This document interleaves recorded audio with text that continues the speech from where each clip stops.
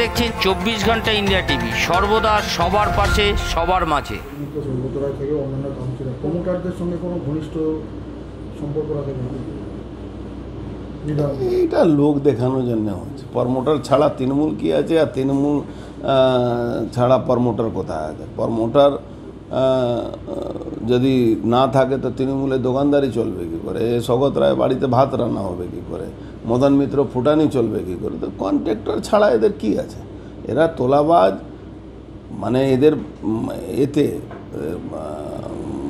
প্রত্যেকটা তৃণমূলের যারা লোক আছে, যারা পাচ্ছে তারা ঠিক নিয়ে নিচ্ছে, আর নিজেদের মধ্যে লড়াই আছে, তো কেউ একটা শ্রেণী পাচ্ছে না, সেই জন্য ও বড় বড় জ্ঞানের কথা বলে।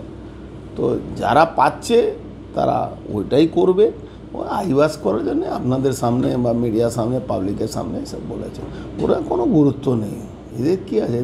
এদের তোলাবাজি ছাড়া কিছু আছে নাকি? এরা কোনো ব্যবসা করে নাকি? প্রমোটার বা কোনো রকম দুষ্কৃতি কার্যকলাপের সঙ্গে যারা যুক্ত, তাদের সঙ্গে সম্পর্ক রাখে, তাহলে তো দলটাই খালি হয়ে যাবে, দলে কিছু থাকবে না। দুষ্কৃতি আর প্রমোটার ছাড়া দলে আছেটা কি? দুষ্কৃতি আর প্রমোটার ছাড়া তো দলে কিছু নেই, এরাই আছে দলে। সুকান্ত মজুমদারকে মূর্খ বলেছেন সৌগত রায়, বলছেন মূর্খ, রাজনীতি করা জানে না, সে কি নিয়ে ঠিক তো বলতে পারেন।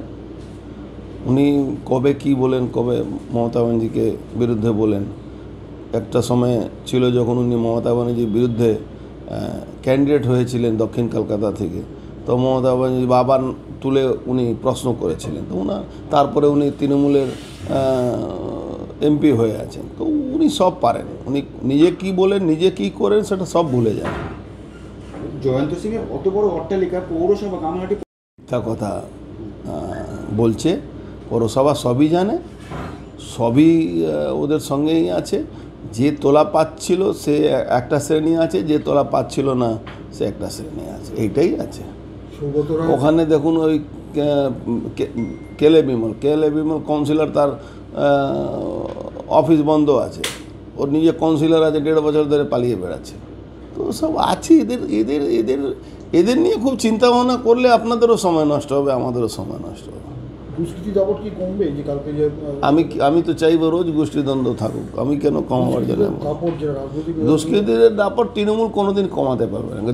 দুষ্কৃতীদের মানে তৃণমূলের নাজায়েজ আওলাদ হলো দুষ্কৃতীরা।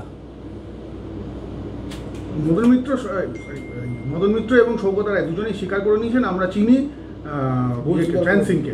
10 দিন পরে স্বীকার করছেন।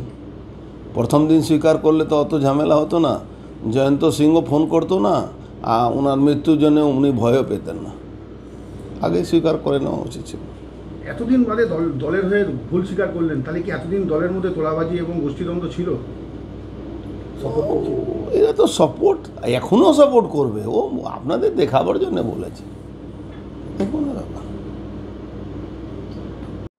আজ এ পর্যন্ত। সঙ্গে রাখুন 24 ঘন্টা ইন্ডিয়া টিভি, দেখতে থাকুন সব জেলার সব খবর সবার আগে 24 ঘন্টা ইন্ডিয়া টিভির পর্দায়। নমস্কার।